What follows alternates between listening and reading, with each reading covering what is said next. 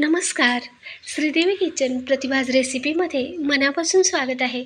आज आपण पाहणार आहोत सुटसुटीत असा कांद्याचा झुणका. एखाद वेळेस काय होतं, कांदा जर जास्त शिजला तर फार गोडसर असा कांद्याचा झुणका लागतो आणि थोडंही बेसन घातल्यावर अगदीच झुणक्याचा लगदा होतो.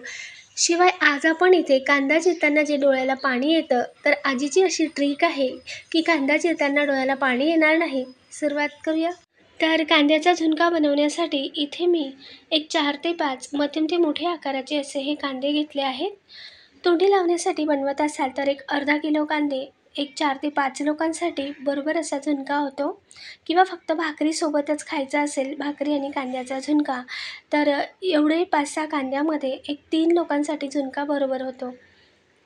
तर इथे मध्यम मोठे मी असे 5-6 कांदे घेतले. आता कांद्याची वरची साल सर्व काढून घेतली, हे पहा. आणि कांद्याला जर हे असं सर्व असं काळं लागलेलं आहे, कांदा जुना होता म्हणून. हे पहा, या पद्धतीने कांदा हा काळा असा आहे. कांदा जर जास्त जुना असेल तर खूप जास्त काळा असतं, मग चिरतानाही कांदा काळा होतो. म्हणून आपण हे कांदे आता सर्व धुवून घेऊयात. काही मी साल निघत नव्हती म्हणून अशा अर्ध्या फोडी करून घेतल्या. कांदा धुतल्यावर असा पुसून कोरडा करून मगच चिरायचा. कांदा ओला असेल तर चिकट होतो, कदाचित हाताला सुरीही लागू शकते. नवशिक्यांसाठी सांगते. आता कांद्याचा जो हा कडक भाग होता तोही असा काढून घेतला. कांदा चिरताना सर्वांच्या डोळ्याला पाणी येते, साहजिकच आहे, कारण कांद्यामध्ये सायन प्रोफेनेथियल एस ऑक्साईड नावाचे रसायन असते.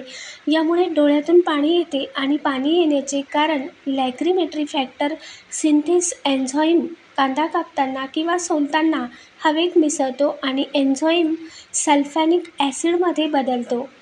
हवेत मिसळताना डोळ्याच्या संपर्कात आल्यावर डोळ्यात जळजळ होते, पाणी येते. आता इथे मी सर्व कांदा हा असा उभा पातळ चिरून घेतला. तर आता मी तुम्हाला सांगते की आजीची ती काय टीप आहे.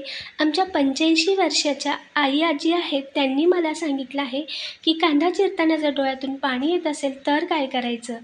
कांद्याची जी ही साल असते ती ही डोक्यावर ठेवायची, अजिबात डोळ्यातून पाणी येत नाही. कांदा चिरताना ठेवून पहा, पाणी येणार नाही. डोक्यावर साल आणि थोडासा देठाचा भाग ठेवला तर कांदा चिरताना डोळ्याला तिखट लागणार नाही आणि डोळ्यातून पाणी किंवा जळजळही होणार नाही. आता मी इथे अगदी चिमूटभर एवढं मीठ सर्व कांद्याला असं चोळून घेतलं आणि सर्व पाकळ्या अशा आपण मोकळ्या करून घेऊयात.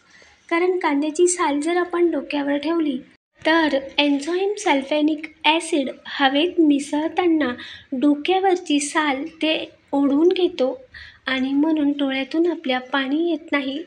आजीच्या सोप्या भाषेत सांगायचं झालं तर जसं चुंबक चुंबकाला खेचतं, तर अशी ही आमची आई आजीची टीप होती. आता गॅसवर मी कढाई ठेवून घेतली. तेल गरम झाल्यावर यात जिरे घातले. जिरे तळतळल्यानंतर आता चिरून घेतलेला कांदा घालूयात. तर मीठ लावल्यामुळे कांद्याची एकूण पाकळी अशी मोकळी झाली आहे, म्हणून अगदी चिमूटभर असं हाताला मीठ लावून कांदे सर्व असा सुटसुटीत करून घ्यायचा. आणि आता मध्यम आचेवर कांदा एकसारखा या तेलात परतवून घेऊयात. कांदा जास्त मोठ्या आचेवर सुद्धा परतवायचा नाही आहे किंवा अगदीच लो आचेवर सुद्धा करायचा नाही आहे. मध्यम आचेवर कांदा परतवायचा. मोठ्या आचेवर असला तर खूप लालसर किंवा काळसर असा होईल आणि क्रंची कुरकुरीत होऊन जाईल. आणि लो आचेवर केला तर अगदीच मऊ आणि खूपच जास्त शिजून जाईल, अगदीच मग कांद्याचा लगदा होईल. तर एवढा असा कांदा आपल्याला सुटसुटीत आणि मस्त गुलाबी रंगावर परतवून घ्यायचा आहे. हे पहा, कांदा मस्त मध्यम आचेवर आतपर्यंत असा शिजला आहे आणि लगदासुद्धा झालेला नाही आहे. तेव्हा आता यात घालूया आपण पाव चमचा एवढी हळद आणि सोबतच 2 चमचा एवढी कुटलेली लाल मिरची. इथे मी घरीच गावरान मिरची आणि लसूण असा कुटलेला आहे. फार स्वाद असेही तिखट लागतं, किंवा तुम्ही कुटलेली कोरडी मिरचीही घालू शकता आणि ठेचलेला लसूणसुद्धा. तिखटाचं प्रमाण तुमच्या आवश्यकतेनुसार कमी अधिक करू शकता किंवा मिरची पावडरही यात घालू शकता. आता चांगलं यात मिक्स करून घेतलं आणि मध्यम आचेवर चांगलं अजून परतवून घेतलं. आता मस्त असं मिरची आणि हळद यात चांगलं परतलं गेलं आहे. आता यात घालूया आपण अगदी 1 चमचा एवढे चणा डाळीचे पीठ किंवा बेसन पीठ. तर जास्त न घालता अगदी 1 चमचा एवढेच चणा डाळीचे पीठ घातले आणि आत्ता यात घालूयात चवीनुसार मीठ. आपण आधी अगदी चिमूटभरच मीठ कांद्याला लावून घेतलं होतं.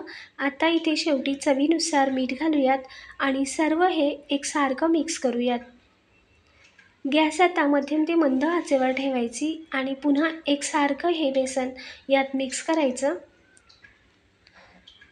अजून चांगलं परतवल्यानंतर मस्त असं हे सगळं मिक्स करून घेतलं.